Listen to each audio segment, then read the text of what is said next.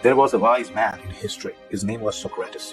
He used to live in Greece, and he was so wise that he could answer almost all the questions. So people started telling him the wisest man of Athens. On the contrary, he thought that he is not the wisest. Why? Because he was not able to answer to his own question.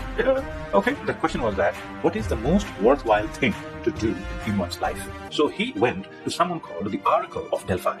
Okay, now the Oracle of Delphi is like a priestess.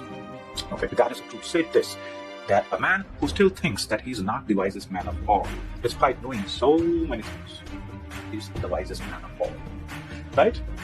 So, my superheroes, here is the thing. You will learn a lot of math concepts in this program, and you will become a lot more intelligent. There will always be things that you will not know. So the approach, you have to keep like Socrates. 13 times 28. 364. What is 13 times 14? 22.